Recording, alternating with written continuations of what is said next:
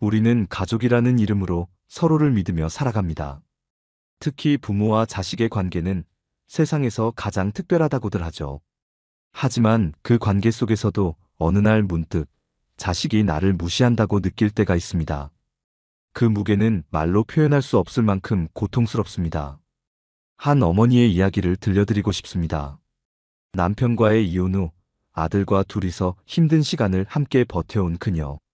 학원비를 벌기 위해 야근과 아르바이트를 반복하며 자신의 삶을 온전히 아들에게 바쳐왔습니다. 그런데 최근 아들에게서 뜻밖의 말을 들었다고 합니다. 엄마는 아무것도 모르잖아. 그러니까 그냥 가만히 좀 있어. 이 한마디가 그녀의 가슴에 깊은 상처를 남겼습니다. 오늘은 이런 질문을 던지고 싶습니다. 자식이 부모를 무시하는 상황에서 부모는 어떤 태도를 취해야 할까요? 그리고 부모의 진심을 다시 존중받게 만들 수 있는 방법이 있을까요? 먼저 두 가지 사례를 통해 이 문제를 깊이 들여다보겠습니다. 첫 번째로 들려드릴 이야기는 정미경 씨의 이야기입니다. 서울의 한 여자고등학교에서 30년간 교편을 잡았던 그녀는 학교에서는 제자들의 어머니였고 집에서는 한 딸의 엄마였습니다. 특히 자신의 하나뿐인 딸에게는 친구이자 멘토가 되어주고 싶었습니다. 늘 딸의 방에는 따뜻한 차 한 잔이 준비되어 있었고 밤늦게 공부하는 딸의 책상 위에는 손수 썰어놓은 과일이 놓여 있었습니다. 다른 학부모들이 고액 과외를 시키던 시절에도 정미경 씨는 직접 딸의 공부를 봐주었습니다. 수학을 가르치기 위해 퇴근 후 혼자 교재를 풀어보던 밤들, 딸의 작은 성취에도 온 마음으로 기뻐하던 순간들이 그녀의 일상이었습니다. 학교에서 돌아와 피곤할 때도 딸의 공부를 위해서라면 늦은 밤까지 함께 책상에 앉았습니다. 시험 기간이면 딸의 공부 스케줄에 맞춰 간식을 준비하고 주말이면 딸이 좋아하는 음식을 연구하며 요리하는 것이 그녀의 소소한 행복이었습니다. 딸이 유학을 가겠다고 했을 때도 망설임 없이 퇴직금을 내어주었습니다. 네가 꿈꾸는 미래라면 엄마가 어떻게든 돕고 싶어. 30년간 모은 퇴직금의 대부분을 딸의 유학 자금으로 보내면서도 그녀의 마음은 뿌듯했습니다. 그녀에게 딸의 꿈은 곧 자신의 꿈이었기 때문입니다. 하지만 최근 딸과의 영상통화에서 들은 한마디는 그녀의 마음에 깊은 상처를 남겼습니다. 엄마, 솔직히 말할게. 난 엄마가 내 인생에 너무 많이 개입하는 것 같아. 내가 뭘 하든 다 간섭하고 통제하려고 하잖아. 이제 그만했으면 좋겠어. 난 엄마의 소유물이 아니야. 그 순간 정미경 씨는 온몸에 힘이 빠지는 것을 느꼈습니다. 사랑이라고 믿었던 모든 것들이 딸에게는 통제로 받아들여졌다는 사실이 그녀를 무너뜨렸습니다. 밤새 딸의 말을 곱씹으며 그녀는 자신의 희생이 오히려 딸에게 짐이 되었던 건 아닌지, 사랑이라는 이름으로 딸의 자유를 빼앗은 건 아닌지 괴로워했습니다. 두 번째 이야기의 주인공은 박준영 씨입니다. 가난한 시골 마을에서 자라 이제는 대기업 임원으로 은퇴한 그는 자수성가한 사업가였습니다. 어린 시절 진학을 포기하고 일찍 사회로 나와야 했던 자신의 한을 자식에게만은 물려주고 싶지 않았습니다. 특히 아들이 태어났을 때의 기쁨은 이루 말할 수 없었습니다. 이 아이만큼은 세상 부러울 것 없이 키우리라. 그의 다짐은 곧 현실이 되었습니다.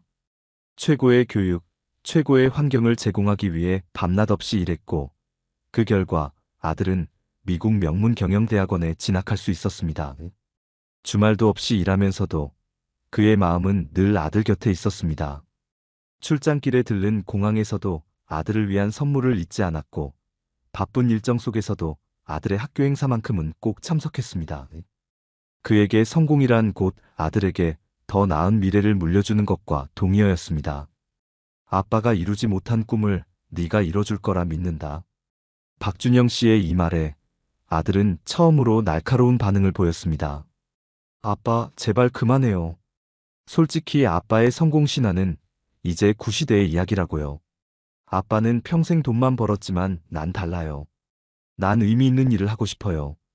세상을 더 좋게 만드는 일이요. 아빠처럼 돈만 쫓는 삶은 살기 싫어요. 그 순간 박준영 씨의 세상이 무너져 내렸습니다. 자신의 전부였던 성공이 아들에게는 단지 돈만 쫓는 삶으로 비춰졌다는 사실이 가슴을 후벼 팠습니다. 밤새 잠 못 이루며 그는 생각했습니다. 자신이 그토록 자랑스러워하던 성취가 정작 아들에게는 부끄러운 것이었다니. 평생을 달려온 길이 잘못된 것이었을까? 아들의 눈에 비친 자신의 모습은 과연 어떤 모습이었을까? 이런 순간들은 우리에게 깊은 성찰의 기회를 줍니다. 때로는 이런 아픈 경험이 새로운 관계의 시작점이 될 수 있습니다. 하버드 심리학과의 연구진은 가족 간의 갈등이 오히려 더 깊은 이해와 성장의 기회가 될 수 있다고 말합니다. 문제는 그 순간을 어떻게 대화로 이어갈 것인가 하는 점입니다. 이런 상황에서 우리는 어떻게 대화해야 할까요? 정미경 씨와 박준영 씨의 사례를 통해 구체적인 해결 방안을 찾아보겠습니다. 먼저, 자녀와의 대화에서 가장 중요한 것은 경청입니다. 정미경 씨의 경우, 딸의 말에 즉시 방어적인 반응을 보이는 대신 이렇게 대화를 시작할 수 있습니다. 네가 그렇게 느꼈다는 걸 이제야 알게 되어 마음이 아프구나. 엄마의 어떤 모습이 너에게 그렇게 느껴졌는지 더 자세히 이야기해 줄 수 있을까? 이렇게 시작한 대화는 딸에게 자신의 감정을 더 깊이 표현할 수 있는 기회를 줍니다. 동시에 정미경 씨도 자신의 진심을 전달할 수 있습니다. 사실 엄마는 네가 행복했으면 하는 마음에서 한 행동들이었는데 그게 너에겐 부담이 되었구나. 앞으로는 내 선택을 더 존중하도록 할게. 하지만 너도 엄마의 걱정과 사랑이 결코 통제하려는 의도가 아니란 걸 이해해 주었으면 해. 박준영 씨의 경우도 마찬가지입니다. 아들의 날카로운 비판에 상처받는 대신 이렇게 대화를 이어갈 수 있습니다. 네가 의미 있는 일을 하고 싶다는 생각을 가진 것이 아빠는 대단하다고 생각한다. 아빠 세대와는 다른 가치관을 가진 것 같은데 네가 꿈꾸는 그 의미 있는 일에 대해 더 자세히 얘기해 줄 수 있을까? 최근의 가족 상담 연구들은 상호이해의 대화법을 강조합니다. 단순히 말을 주고받는 것이 아니라 서로의 입장에서 생각해보고 감정을 나누는 것이죠. 특히 세대 차이가 있는 부모-자녀 관계에서는 더욱 중요합니다. 예를 들어 정미경 씨의 경우 딸과의 대화에서 다음과 같은 방법을 활용했습니다. 네가 유학생활하면서 얼마나 힘들었을지 엄마는 미처 생각하지 못했구나. 혼자서 모든 걸 결정하고 책임져야 한다는 게 때로는 무서웠을 것 같아. 박준영 씨도 아들과의 대화에서 새로운 시도를 했습니다. 아빠도 젊었을 때는 돈보다 더 중요한 가치들을 꿈꿨단다. 네가 그런 가치를 찾아가는 모습이 자랑스럽구나. 아빠가 어떻게 도와주면 좋을까? 이처럼 서로의 마음을 이해하려 노력할 때 관계는 새로운 단계로 발전할 수 있습니다. 하버드 대학교의 로버트 키건 교수는 진정한 성장은 서로 다른 관점을 받아들일 때 시작된다고 말했습니다. 그래서 이제 대화의 핵심 세 가지를 구체적인 예시와 함께 말씀드릴게요. 첫째, 먼저 자녀의 감정을 있는 그대로 받아들여 주세요. 마치 거울처럼 그들의 감정을 비춰주는 거예요. 네가 그런 마음이었구나. 엄마가 그동안 그걸 몰랐네. 많이 힘들었겠다. 하버드 심리학과의 연구에 따르면 이런 감정 인정이 있을 때 상대방의 방어 기제가 70% 이상 낮아진다고 합니다. 둘째, 우리의 진심을 차근차근 전해주세요. 동양 속담에 대나무는 휘어질 수 있어도 부러지지 않는다라는 말이 있죠. 우리의 마음도 그렇게 유연하게 전달하는 게 좋아요. 사실 엄마는 말이야. 네가 행복했으면 하는 마음에 그랬던 거였어. 근데 그 마음이 너무 앞서다 보니 내 마음은 못 읽었네. 셋째, 앞으로의 방향을 함께 찾아보는 거예요. 마치 내비게이션처럼 우리가 함께 갈 길을 찾는 거죠. 우리 이제 서로를 좀 더 이해하면서 천천히 가보자.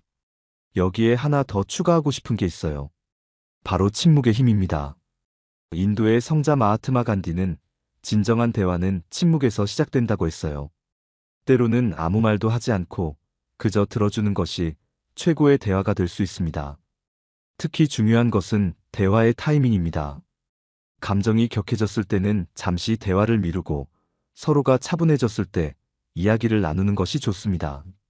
정미경 씨는 딸과의 영상통화 직후가 아닌 하루가 지난 후 다시 연락했습니다.